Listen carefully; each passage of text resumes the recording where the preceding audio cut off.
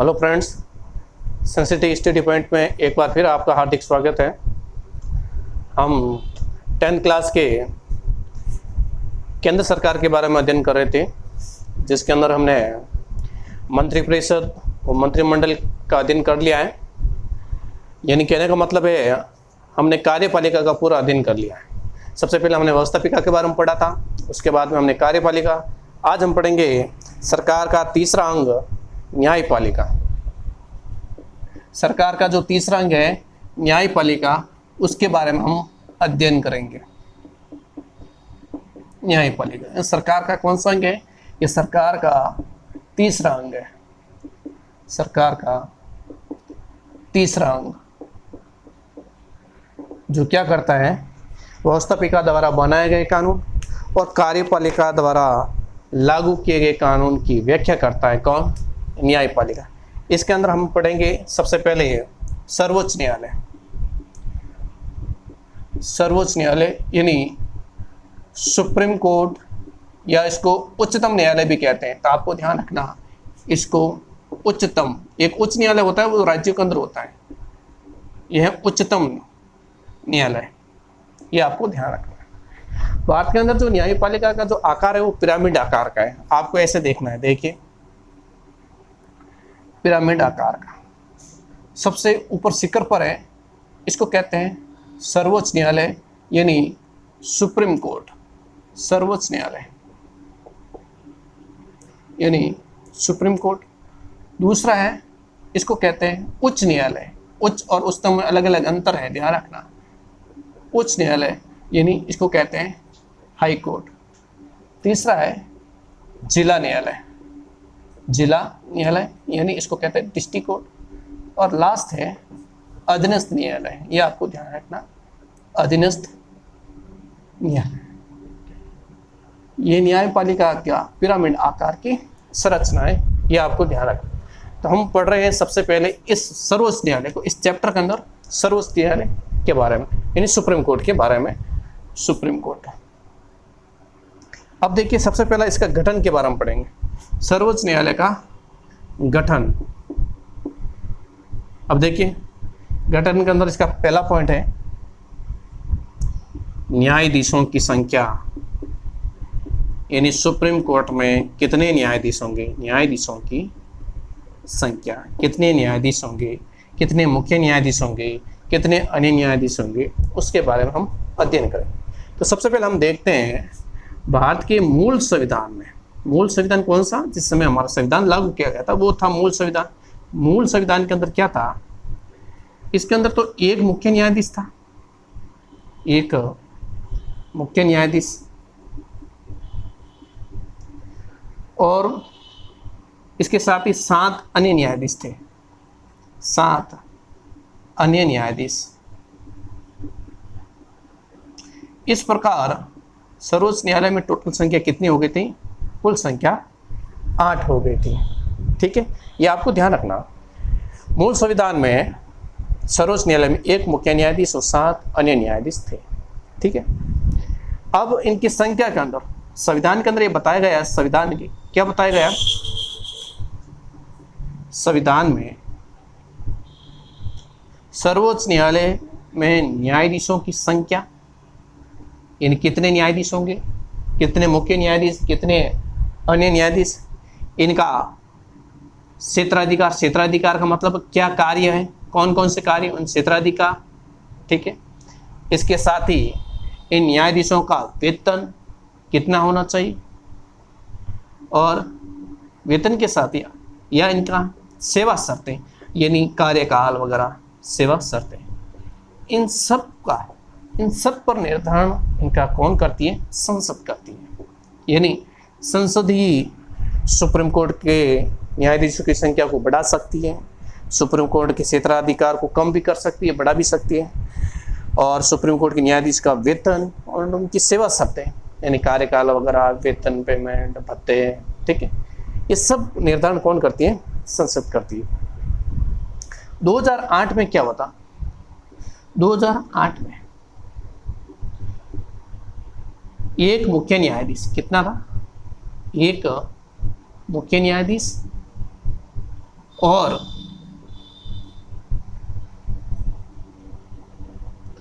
30 अन्य न्यायाधीश, 30 थे अन्य न्यायाधीश। इस प्रकार टोटल संख्या कितनी हो गई?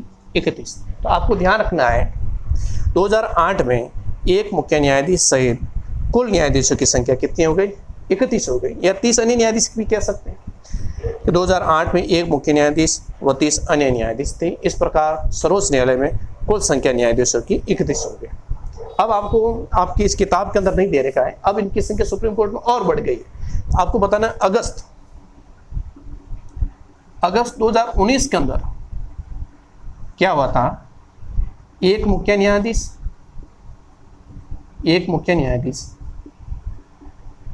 और 33 अन्य न्यायाधीश, 33 अन्य न्यायाधीश। इस प्रकार सर्वोच्च न्यायालय में न्यायाधीशों की संख्या कितनी हो गई? 34 हो गई। ये आपको ध्यान रखना है, ये आपकी किताब के अंदर नहीं दे रखा है, इसको आपको ध्यान रखना है। अगस्त 2019 में एक मुख्य न्यायाधीश व 33 अन्य न्यायाधीश, ठीक है।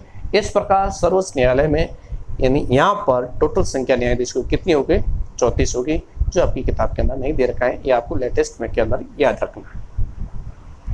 अब इनका देखिए न्यायाधीशों की नियुक्ति, उसके बारे में हम अध्ययन करें। देखिए न्यायाधीशों की नियुक्ति कैसे, ये आपको एक बार वापस समझा देता हूँ, ध्यान रखिए। न्यायाधीशों की संख्या पहला यानी सर्वोच्च न्यायालय का गठन, तो आपको ध्यान रखना न्यायाधीशों की संख्या मूल संविधान में एक मुख्य न्यायाधीश और 7 अन्य न्यायाधीश थे, ठीक है। संविधान में सर्वोच्च न्यायालय में न्यायाधीशों की संख्या, सर्वोच्च न्यायालय का क्षेत्राधिकार, सर्वोच्च न्यायालय के न्यायाधीशों का वेतन या उनकी सेवा शर्तों का निर्धारण हमेशा कौन करती है? संसद करती है। 2008 में सर्वोच्च न्यायालय में एक मुख्य न्यायाधीश व 30 अन्य न्यायाधीश थे, ठीक है। और इस प्रकार टोटल संख्या 31 हो गई सर्वोच्च न्यायालय में न्यायाधीशों की संख्या। अगस्त 2019 में सर्वोच्च न्यायालय में एक मुख्य न्यायाधीश व 33 अन्य न्यायाधीश से सर्वोच्च न्यायालय में कुल न्यायाधीशों की संख्या 34 हो गई। ये आपको क्या करना है? ध्यान देना। अब है न्यायाधीशों की नियुक्ति। दूसरी जो इसकी हेडिंग है न्यायाधीशों की नियुक्ति। देखिए न्यायाधीशों की नियुक्ति कौन करता है? वैसे न्यायाधीशों की नियुक्ति कौन करता है? राष्ट्रपति करता है, पर कुछ ऐसी परिस्थितियां हैं कॉलेजियम व्यवस्था जैसी। तो देखिए न्यायाधीशों की नियुक्ति दूसरी हेडिंग है।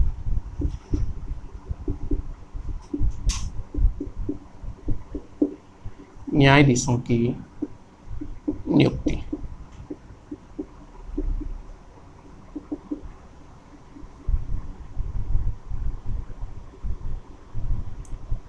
देखिए भारत में प्रमुख न्यायाधीशों की जो नियुक्ति है वो क्या करता है?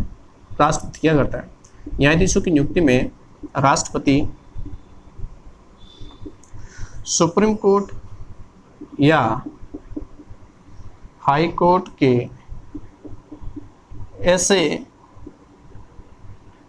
अन्य न्यायाधीशों से क्या करता है? वो परामर्श करता है, न्यायाधीशों से परामर्श करता है।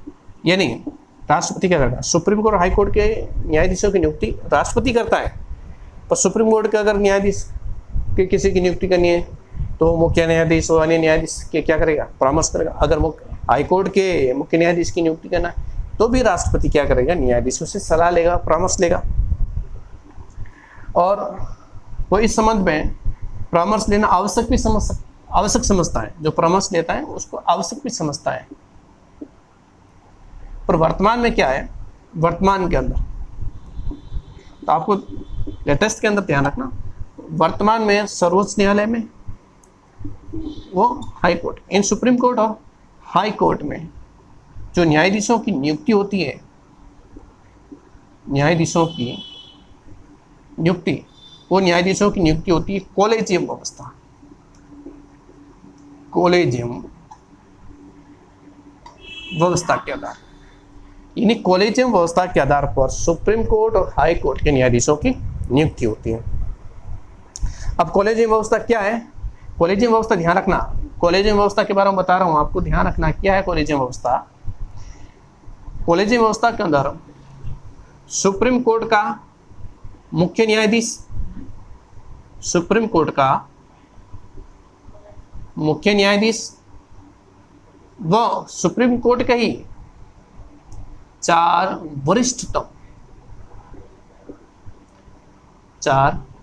वरिष्ठतम न्यायाधीशों का, वरिष्ठतम इन न्यायाधीशों का ये क्या होगा, एक समूह होगा। ये समूह राष्ट्रपति को नाम प्रस्तावित करेगा। इन कुछ नाम प्रस्तावित करेगा कि इसको न्यायाधीश बनाना है, इसको मुख्य न्यायाधीश बनाना, ठीक है, प्रस्तावित करता है। उन प्रस्तावित नामों में से ही राष्ट्रपति क्या करता है, न्यायाधीशों की नियुक्ति करता है। यही कॉलेजियम व्यवस्था है। एक और वापस देखिए सर, न्यायाधीशों की नियुक्ति। राष्ट्रपति सुप्रीम कोर्ट या हाई कोर्ट के ऐसे न्यायाधीशों से परामर्श लेता है जिनकी नियुक्ति करना है, और ये परामर्श आवश्यक समझा जाता है। वर्तमान में सुप्रीम कोर्ट और हाई कोर्ट के न्यायाधीशों की जो नियुक्ति होती है वो कॉलेजियम व्यवस्था के आधार पर होती है। कॉलेजियम व्यवस्था जिसके अनुसार सर्वोच्च न्यायालय के मुख्य न्यायाधीश 4 वरिष्ठतम न्यायाधीशों का एक ऐसा समूह होता है जो राष्ट्रपति को कुछ ऐसे नाम प्रस्तावित करता है जिनको न्यायाधीश बनाना होता है। राष्ट्रपति उन प्रस्तावित नामों में से ही न्यायाधीश को क्या करता है, नियुक्त करता है। यह है न्यायाधीशों की नियुक्ति संबंधित। अब है न्यायाधीशों की योग्यता। इस सुप्रीम कोर्ट के न्यायाधीश हैं, उनके लिए न्यायाधीश बनने के लिए क्या क्या योग्यता होनी चाहिए, वो उन योग्यताओं के बारे में अध्ययन करेंगे। तो ध्यान रखना, न्यायाधीशों की नियुक्ति के लिए एक कॉलेजियम व्यवस्था होती है जिसके अंदर एक मुख्य न्यायाधीश और 4 वरिष्ठतम न्यायाधीश होते हैं। इस प्रकार कॉलेजियम व्यवस्था के अंदर टोटल कितने न्यायाधीश होते हैं, 5, एक मुख्य न्यायाधीश और 4 वरिष्ठतम न्यायाधीश। अब है न्यायाधीशों की योग्यताएं। कौन कौन सी योग्यताएं वो देखिए। पहली योग्यता है, ये सबको याद है, वह भारत का क्या होना चाहिए, नागरिक होना चाहिए। वह भारत का नागरिक होना चाहिए। ये आपको ध्यान रखना है पहली। दूसरी न्यायाधीश की क्या योग्यता है, वो किसी उच्च न्यायालय में, वो किसी उच्च न्यायालय यानी किसी हाई कोर्ट अथवा दो या दो से अधिक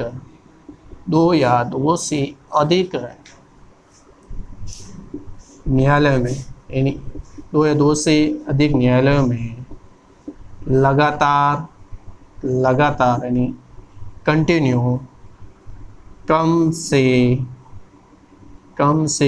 कम 5 वर्ष तक न्यायाधीश रह चुका,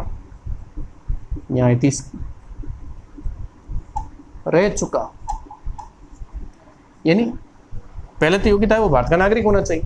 दूसरी योग्यता है कि सुप्रीम कोर्ट के अंदर अगर न्यायाधीश की नियुक्ति कर रहा है तो हाई कोर्ट, कौन सा, ये वाला, कि किसी हाई कोर्ट या 2 या 2 से अधिक को भी न्यायालय है, वो न्यायालय में लगातार कम से कम कितने वर्ष, 5 वर्ष तक क्या रह चुका हो, न्यायाधीश रह चुका हो, वही सर्वोच्च न्यायालय के अंदर न्यायाधीश बनने की योग्यता है। या अगर ऊपर वाली योग्यता नहीं है, ये वाली 2 नंबर वाली, इसके साथ क्या होना चाहिए कि किसी हाई कोर्ट यानी उच्च न्यायालय के अंदर या हाई कोर्ट या न्यायालय में लगातार 10 वर्ष तक अधिवक्ता यानी एडवोकेट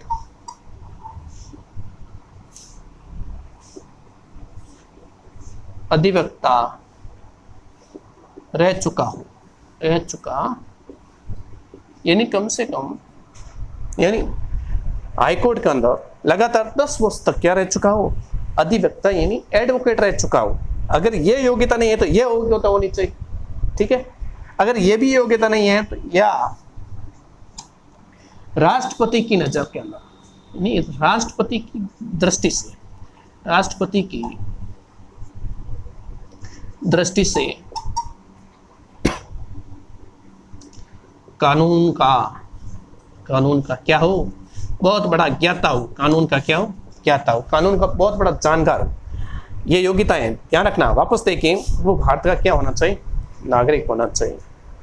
दूसरी योग्यता, वो किसी हाई कोर्ट यानी उच्च न्यायालय अथवा 2 या 2 से अधिक न्यायालयों में लगातार कम से कम कितने वर्ष, 5 वर्ष तक क्या रह चुका हो, न्यायाधीश रह चुका हो। अगर ये योग्यता नहीं है तो ये होनी चाहिए, वो किसी उच्च न्यायालय या न्यायालय में लगातार 10 वर्ष तक अधिवक्ता यानी एडवोकेट रह चुका हो।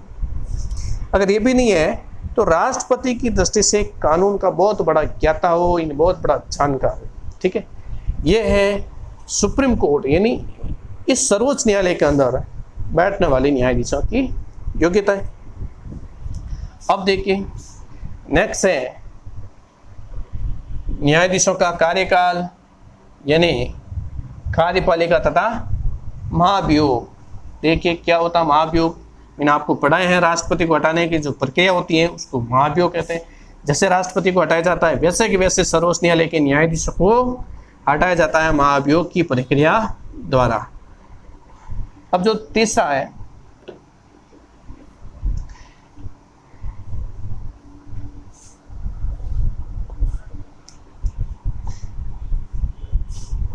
कार्यपालिका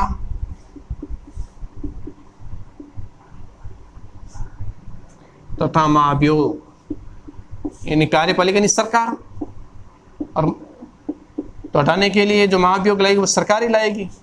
देखिए ऐसे। अब देखिए जो सर्वोच्च न्यायालय है, सुप्रीम कोर्ट, सर्वोच्च न्यायालय में जो न्यायाधीश है, ये न्यायाधीश, प्रत्येक न्यायाधीश, जितने भी न्यायाधीश है, जैसे 34 न्यायाधीशों को 65 वर्ष की आयु तक, अपनी आयु की 65 वर्ष की आयु तक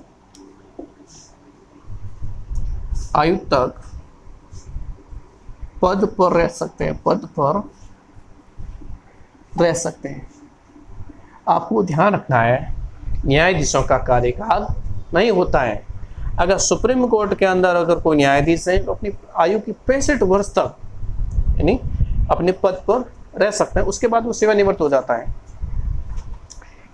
और इसके साथ ही अगर वो उससे पहले 65 वर्ष से पहले भी वह स्वेच्छा से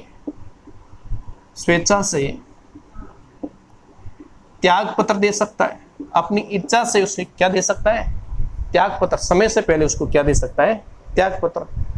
अगर उसको हटाना है तो कैसे हटाएंगे, यानी अगर कोई सिद्ध कदाचार हो, यानी कोई पता चल जाता है कोई गलत कार्य किया इसने, अथवा पद संभालने के अंदर असमर्थता है, पद संभालने के अंदर समर्थ नहीं है, असमर्थ है, असमर्थता। ठीक है, तो संसद क्या कर सकती है, संसद यानी लोकसभा और राज्यसभा उसको क्या कर सकती है, महाभियोग की प्रक्रिया के द्वारा न्यायाधीश को पद से हटा सकती है। कैसे हटाएगी वो देखिए। इन सिद्ध कदाचार अथवा असमर्थता के आधार पर संसद न्यायाधीश को पद से हटा सकती है। अब कैसे हटाएगी, तो आपको ध्यान रखना, संसद के दोनों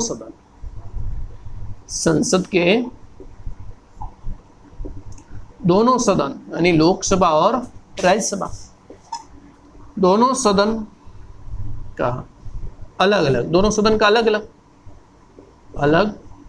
अलग अपने कुल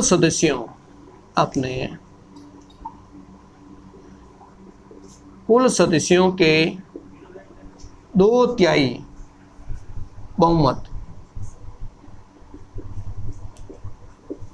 बहुमत से इनको अयोग्य प्रमाणित कर सकते हैं। अयोग्य या आपत्तिजनक आचरण या कदाचार, यानी सिद्ध कदाचार अथवा असमर्थता के आधार पर संसद न्यायाधीशों को पद से हटा सकती है। अब कैसे हटाएगी कि संसद के दोनों सदन का अलग अलग अपने कुल सदस्यों के 2/3 बहुमत से अयोग्य प्रमाणित या अयोग्य घोषित कर सकती है। ठीक है, अब नेक्स्ट है न्यायाधीशों का वेतन, भत्ते व अन्य सुविधाएं। ये आपको ध्यान रखना है। वापस देखिए, सर्वोच्च न्यायालय के न्यायाधीश 65 वर्ष की आयु तक अपने पद पर रह सकते हैं। सर्वोच्च न्यायालय के न्यायाधीश समय से पहले स्वेच्छा से त्याग पत्र दे सकते हैं। सिद्ध कदाचार अथवा असमर्थता के आधार पर संसद न्यायाधीश को अपने पद से हटा सकती है। संसद के दोनों सदनों का अलग अलग अपने कुल सदस्यों के 2/3 बहुमत से उन न्यायाधीश को अयोग्य घोषित कर सकती है। अब देखिए न्यायाधीशों का वेतन, भत्ते और अन्य सुविधाएं कौन कौन सी हैं, यानी इनको कितना वेतन मिलता है सुप्रीम कोर्ट के न्यायाधीश को, मुख्य न्यायाधीश को, अन्य न्यायाधीश को, वो देखिए। तो नेक्स्ट है 4 नंबर, न्यायाधीशों का वेतन, भत्ते व अन्य सुविधाएं।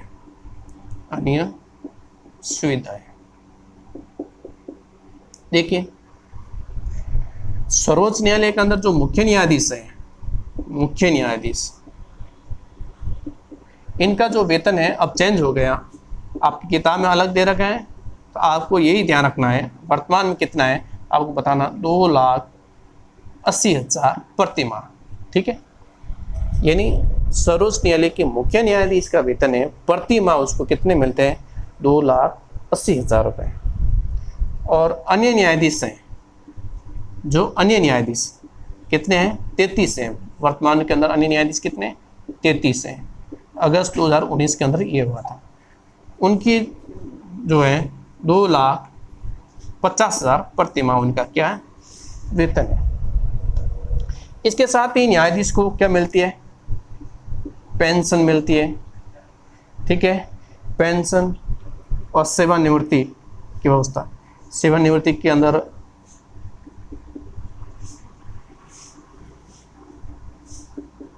ग्रेजुएटी सेवानिवृत्ति की पेंशन भी मिलती है इनको। ठीक है, और समय समय पर इनके वेतन वो भत्ते होते हैं ना, वो भत्ते संशोधित होते रहते हैं, बदल सकते, संशोधित होते रहते हैं, यानी इनका वेतन बढ़ता रहता है। और वेतन और भत्ते बढ़ाने का कार्य आपको पता ही है, मैंने आपको बताया संसद करती है। तो आपको ध्यान रखना है कि वेतन और भत्ते का संशोधन करने का अधिकार किसके पास है, संसद के पास है। ये हो गए न्यायाधीशों का वेतन और अन्य सुविधाएं। अब देखिए उन्मुक्तियां का मतलब है न्यायाधीशों की उन्मुक्तियां। इसका मतलब है जो न्यायाधीश ने जो निर्णय दे दिया है उस निर्णय का कोई भी आलोचना नहीं करेगा। न्यायाधीशों उन्मुक्ति देखिए, उन्मुक्तियां, इसका अभिप्राय है जो भी न्यायाधीश हैं, चाहे मुख्य न्यायाधीश हैं या अन्य न्यायाधीश, जो भी निर्णय दे दिया है किसी केस पर, किसी विवाद पर, तो उस विवाद पर कोई किसी भी प्रकार की आलोचना नहीं की जाएगी। तो आपको बताना है कि न्यायाधीशों के अपने सभी कार्यों व निर्णयों के लिए आलोचना से मुक्ति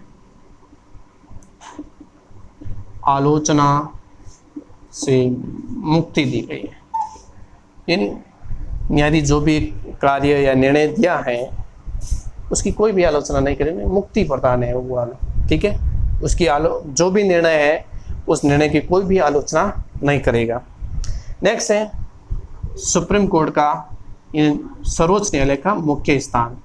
सर्वोच्च न्यायालय का मुख्य स्थान, तो सर्वोच्च न्यायालय का मुख्य स्थान एक ही है, वो कहाँ पर है, दिल्ली के अंदर है। आपको बताना है भारतीय संविधान के अनुच्छेद 130 के अनुसार सर्वोच्च न्यायालय का प्रधान कार्यालय, सर्वोच्च न्यायालय का प्रधान कार्यालय कहाँ पर है?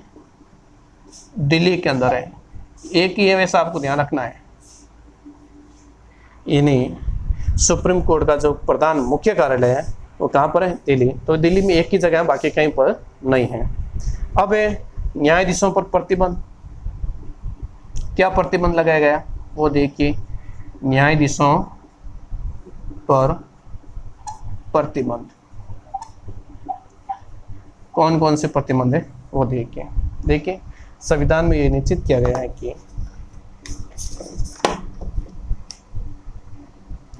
इस संविधान के अंदर ये बताया गया है, क्या बताया गया है? जो न्यायाधीश सर्वोच्च न्यायालय में, भारत के सर्वोच्च न्यायालय में न्यायाधीश रह चुके हैं, ठीक है, न्यायाधीश रह चुके हैं, पहले न्यायाधीश रह चुके हैं और 65 वर्ष की आयु पूरी हो गई है, वो सेवानिवृत्त हो चुके हैं, ऐसे न्यायाधीश को पद से, यानी पद से सेवानिवृत्त होने के बाद, सेवानिवृत्त होने के बाद क्या करेंगे? किसी न्यायालय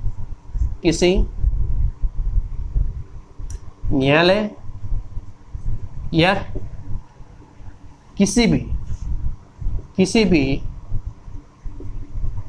अधिकारी के सामने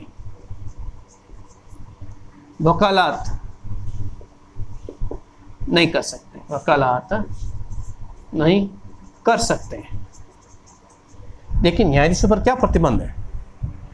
भारत के अंदर जो सुप्रीम कोर्ट के अंदर न्यायाधीश रह चुके हैं, अब उनकी सेवानिवृत्त हो गई, 65 वर्ष की आयु पूरी हो गई है, इसके बाद ये भारत के किसी भी नीचे के न्यायालय के अंदर, यानी सेवानिवृत्त होने के बाद किसी भी हाई कोर्ट के अंदर या वो किसी भी अधिकारी के सामने वो कभी भी वकालत नहीं कर सकते हैं। ठीक है, आज की क्लास यहीं समाप्त करते हैं। इस वीडियो को अधिक से अधिक शेयर करिए अपने फ्रेंड के साथ, ठीक है। और नेक्स्ट क्लास में हम सर्वोच्च न्यायालय के कार्य, उनके बारे में अध्ययन करेंगे। धन्यवाद।